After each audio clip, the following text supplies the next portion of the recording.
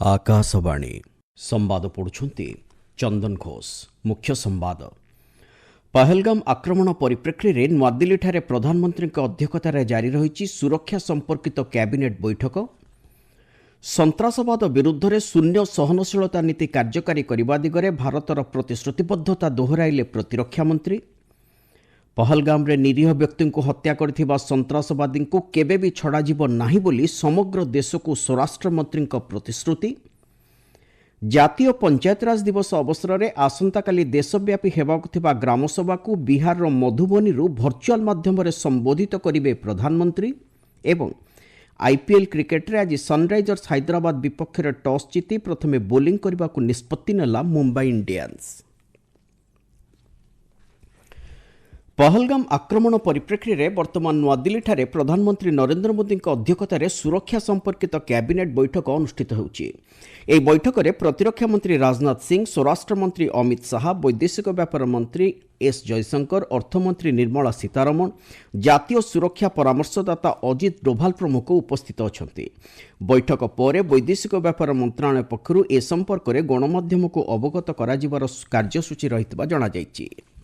प्रतिरक्षा मंत्री राजनाथ सिंह सन्त्रासवाद विरुद्ध रे शून्य सहनशीलता नीति कार्यकारी करने दिगरे भारतर प्रतिश्रुतिबद्धता दोहराइछंती। जम्मू काश्मीर पहलगाम आक्रमण में दोषी विपक्ष में समस्त प्रकार आवश्यक कार्यानुष्ठान सरकार ग्रहण करिवे बोली श्री सिंह कहिछंती।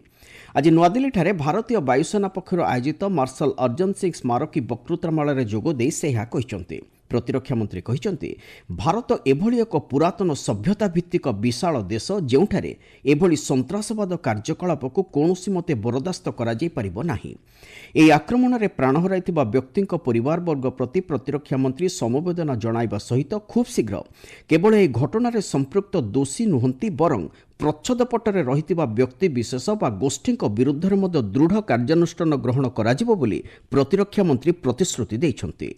मैं देशवासियों को आश्वस्त करता हूं, घटना के मद्देनजर भारत सरकार वो हर कदम उठाएगी जो जरूरी और उपयुक्त होगा। और हम सिर्फ उन लोगों तक नहीं पहुंचेंगे जिन्होंने इस घटना को अंजाम दिया है, हम उन तक भी पहुंचेंगे जिन्होंने पर्दे के पीछे बैठकर हिंदुस्तान की सरजमी पर ऐसी नापाक हरकतों की साजिशें रची हैं। भारत एक इतनी पुरानी सभ्यता और इतना बड़ा देश है जिसको ऐसे किसी भी आतंकी गतिविधियों से किसी भी सूरत में डराया नहीं जा सकता।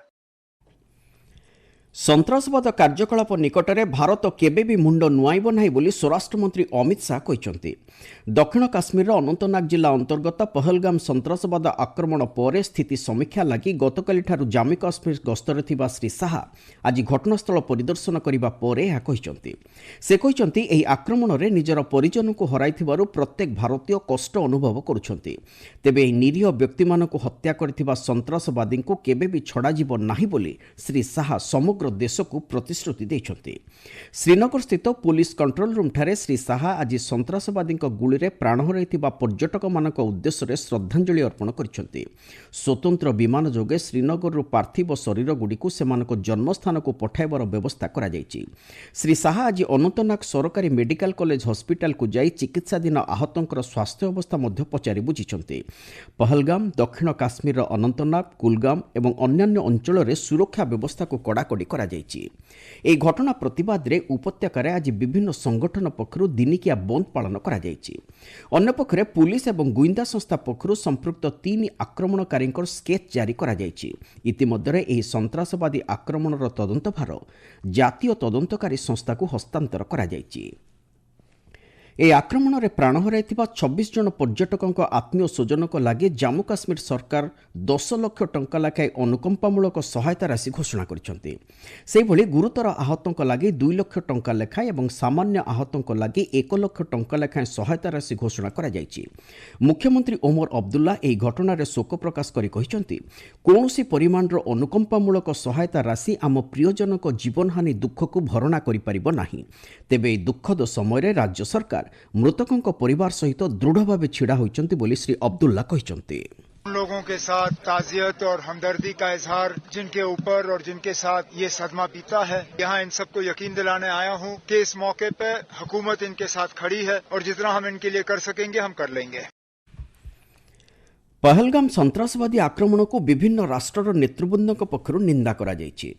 ଅଷ୍ଟ୍ରେଲିଆ ପ୍ରଧାନମନ୍ତ୍ରୀ ଆନ୍ଥୋନି ଆଲବାନିଜ୍ ପ୍ରଧାନମନ୍ତ୍ରୀ ନରେନ୍ଦ୍ର ମୋଦିଙ୍କ ସହ ଟେଲିଫୋନ୍ ଯୋଗେ କଥାବାର୍ତ୍ତା ହୋଇ ଏହି ଘଟଣାକୁ ନିନ୍ଦା କରିବା ସହିତ ନିରୀହ ନାଗରିକଙ୍କ ପ୍ରାଣହାନୀ ଯୋଗୁଁ ଦୁଃଖ ପ୍ରକାଶ କରିଛନ୍ତି। ସନ୍ତାସବାଦ ବିରୁଦ୍ଧରେ ଲଢ଼େଇ କରିବାରେ ଅଷ୍ଟ୍ରେଲିଆ ପୂର୍ଣ୍ଣମାତ୍ରାରେ ଭାରତକୁ ସମର୍ଥନ କରେ ବୋଲି ସେ କହିଛନ୍ତି। ସେହିଭଳି ମରିସସ୍ର ପ୍ରଧାନମନ୍ତ୍ରୀ ଡକ୍ଟର ନବୀନ ରାମ ଗୁଲାମ ପ୍ରଧାନମନ୍ତ୍ରୀଙ୍କ ସହିତ ଫୋନ୍ ଯୋଗେ ଏ ସମ୍ପର୍କରେ କଥା ହେବା ସହିତ ଦୁଃଖ ପ୍ରକାଶ କରିଛନ୍ତି। ସନ୍ତାସବାଦ ବିରୁଦ୍ଧ ଯୁଦ୍ଧରେ ଦୁଇ ଦେଶ ମିଳିତ ଭାବେ କାର୍ଯ୍ୟ କରିବେ ବୋଲି ସେ ନିଜର ପ୍ରତିବଦ୍ଧତା ଦୋହରାଇଛନ୍ତି। ନେପାଳର ପ୍ରଧାନମନ୍ତ୍ରୀ କେପି ଶର୍ମା ଓଲି ଏହି ଘଟଣାକୁ ଦୃଢ଼ ଭାବେ ନିନ୍ଦା କରିବା ସହିତ ଏହି ଆକ୍ରମଣରେ ପ୍ରାଣ ହରାଇଥିବା ଜଣେ ନେପାଳୀ ନାଗରିକଙ୍କ ପରିବାରବର୍ଗ ପ୍ରତି ସମବେଦନା ଜ୍ଞାପନ କରିଛନ୍ତି।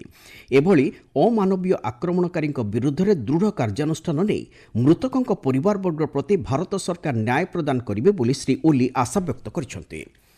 ଏହାଛଡ଼ା ବ୍ରିଟେନ୍ ପ୍ରଧାନମନ୍ତ୍ରୀ Keir Starmer, German chancellor Olaf Scholz, ଗୁଆନାର ରାଷ୍ଟ୍ରପତି ଇରଫାନ ଅଲ୍ଲୀ, ବାଂଲାଦେଶର ଅନ୍ତରୀଣ ସରକାରଙ୍କ ମୁଖ୍ୟ ପରାମର୍ଶଦାତା ପ୍ରଫେସର ମହମ୍ମଦ ୟୁନୁସ୍ ଓ ୟୁରୋପିଆନ୍ କମିଶନର ଅଧ୍ୟକ୍ଷ ଉର୍ସୁଲା ଭନ୍ ଡେର୍ ଲିଏନ୍ଙ୍କ ସମେତ ବହୁ ରାଷ୍ଟ୍ର ନେତୃବୃନ୍ଦ ଏହି ସନ୍ତାସବାଦ ଆକ୍ରମଣକୁ ଦୃଢ଼ ନିନ୍ଦା କରିଛନ୍ତି।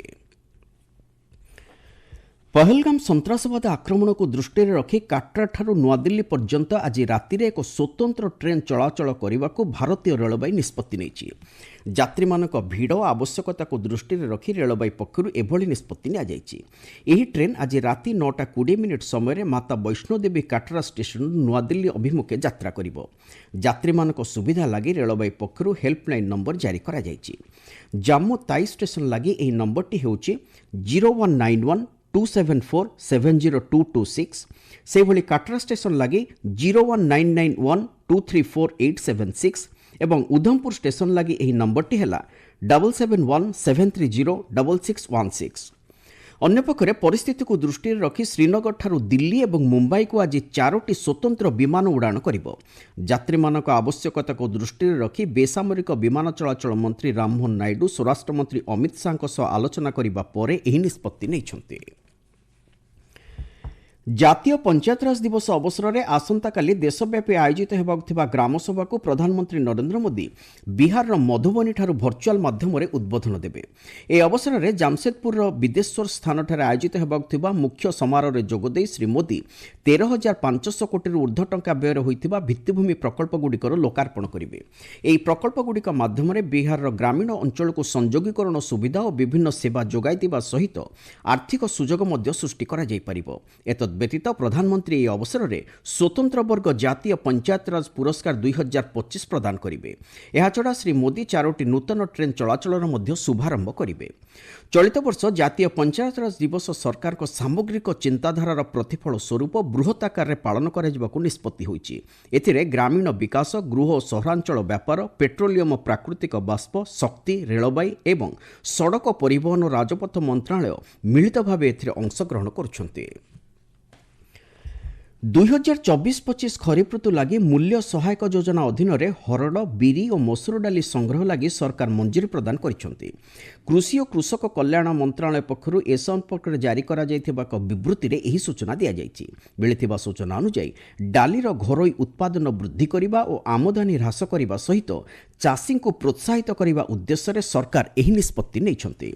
କୃଷିମନ୍ତ୍ରୀ ଶିବରାଜ ସିଂ ଚୌହାନ ମଞ୍ଜୁର କରିଥିବା ଏହି ପ୍ରସ୍ତାବ ଅନୁଯାୟୀ ଆନ୍ଧ୍ରପ୍ରଦେଶ, ଛତିଶଗଡ଼, ଗୁଜରାଟ, ହରିୟାଣା, କର୍ଣ୍ଣାଟକ, ମଧ୍ୟପ୍ରଦେଶ, ମହାରାଷ୍ଟ୍ର, ତେଲଙ୍ଗାନା ଓ ଉତ୍ତରପ୍ରଦେଶରେ 2024-25 ଖରିଫ ଋତୁ ଲାଗି ମୂଲ୍ୟ ସହାୟକ ଯୋଜନା ଅଧୀନରେ 13.22 ଲକ୍ଷ ମେଟ୍ରିକ୍ ଟନ୍ ହରଡ଼ ଡାଲି ସଂଗ୍ରହ କରାଯିବ।